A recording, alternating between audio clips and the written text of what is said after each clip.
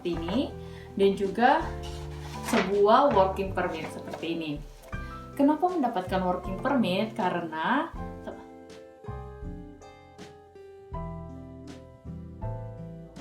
halo teman-teman, apa kabar kalian semua?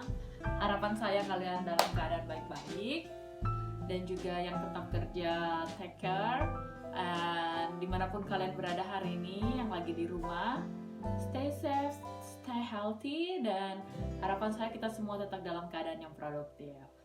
Oke, langsung saja. Jadi hari ini tuh saya akan bahas tentang bagaimana caranya saya bisa berkuliah sambil bekerja di Kanada. Misalkan yang belum tahu Kanada itu di mana, jadi Kanada itu di Amerika Utara, salah satu negara dengan wilayah terbesar di dunia.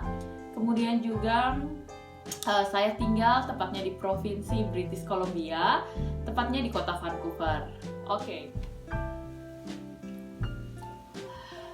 Oke, jadi 2 hari lalu saya baru mengisi sebuah program mentor kelas yang diadakan oleh Student International. Ini dia, kelas itu hal penting yang saya pelajari adalah bahwa masih banyak nih teman-teman yang pingin kuliah atau pingin kerja, bahkan mungkin tinggal di luar negeri. Itu masih banyak yang bingung cara poin startnya itu dari mana. Oke, sebelum teman-teman sendiri bertanya kepada saya apakah program ini adalah program beasiswa atau bukan, jadi program ini bukan program beasiswa. Di luar negeri itu ada banyak banget program yang mereka menawarkan kepada student internasional untuk datang dan belajar dan bahkan mendapat pengalaman kerja di negara tersebut. Contohnya seperti yang saya alami sendiri, yaitu di Kanada. Peluang terbesar teman-teman sendiri untuk bisa kerja dan sambil kuliah yaitu programnya banyak program terbuka yaitu di college. Nah, kalau untuk di university yaitu mereka fokusnya untuk yang degree. Jadi fokusnya untuk bachelor atau masters, kemudian yang S3. Tetapi kalau di college mereka fokusnya lebih memberikan pengalaman dan juga pengalaman kerja kepada studentnya. Nah, dan juga pendidikan di college itu mereka lebih jangka waktunya lebih singkat dibandingkan sama university. Nah, untuk pendidikan di college ini, mereka ada yang namanya, yang pertama sertifikat. Jadi sertifikat ini masa studinya paling minimal itu 6 bulan bahkan sampai 1 tahun. Kemudian yang kedua adalah tingkat diploma.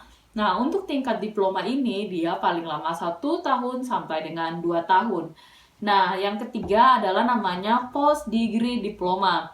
Post degree diploma ini dikhususkan bagi student internasional yang telah memiliki S1 di negara mereka dan kemudian datang ke negara, khususnya datang misalkan ke Kanada dan mengambil program post degree diploma, di mana program ini masa studinya selama 1 tahun. Sendiri yang pingin kuliah nih sambil kerja, itu saya sarankan teman-teman untuk mengambil atau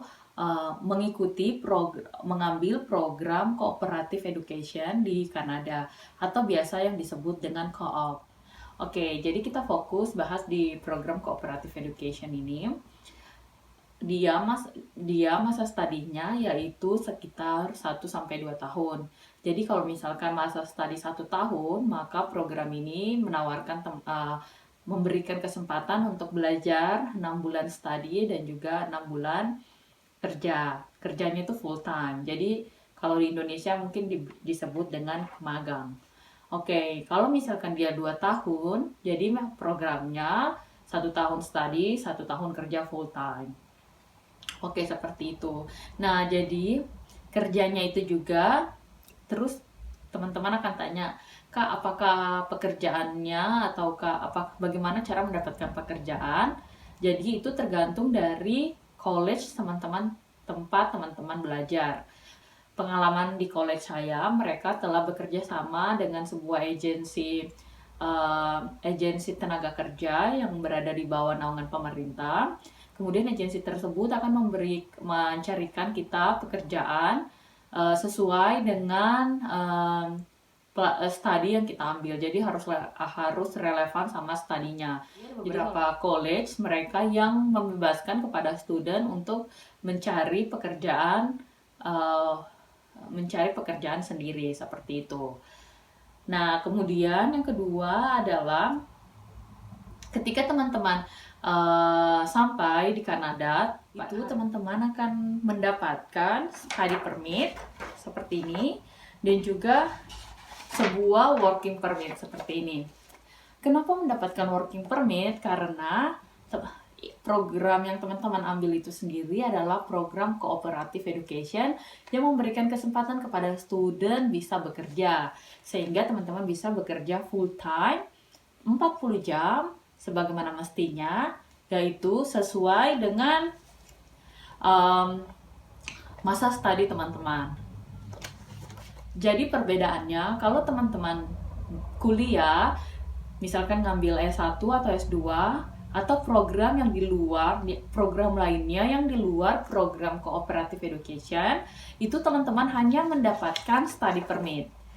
Study permit ini memperbolehkan teman-teman bisa kerja 20 jam per week, yaitu dikatakan part-time, 20 jam per week. Dan ketika libur, seperti tanggal merah atau libur nasional, teman-teman bisa kerja full time. Oke? Jadi seperti itu perbedaannya. Dan selanjutnya lagi, jurusan favorit kalau teman-teman mengambil program cooperative education ini, yaitu paling banyak student internasional khususnya di Vancouver ya, di tempat saya, itu mengambil jurusan hospitality atau jurusan bisnis. Nah, untuk jurusannya sendiri itu di sini tuh lebih spesifik. Jadi misalkan teman-teman mengambil jurusan bisnis, nah nanti itu ada banyak spesifik programnya. Misalkan teman-teman mau ambil bisnis manajemen atau business administration atau hospitality management, ya teman-teman. Jadi college di Kanada ini banyak memberikan kemudahan kepada student internasional dalam hal pembiayaan sekolah. Biayanya pun saya bisa katakan cukup affordable dibandingkan dengan negara-negara lainnya. Berdasarkan riset saya, ada sebuah college yang mereka menawarkan itu paling murah itu 1 tahun itu sekitar 5.000 Canadian dollar, atau kalau dirupiahin sekitar 6. Jadi biayanya bisa berkisar dari 60 juta sampai 100 juta karena setiap college itu memiliki biaya yang berbeda-beda. Ini untuk program 1 tahun. Tetapi kalau teman-teman sendiri mengambil program yang 2 tahun, itu biayanya lebih mahal lagi.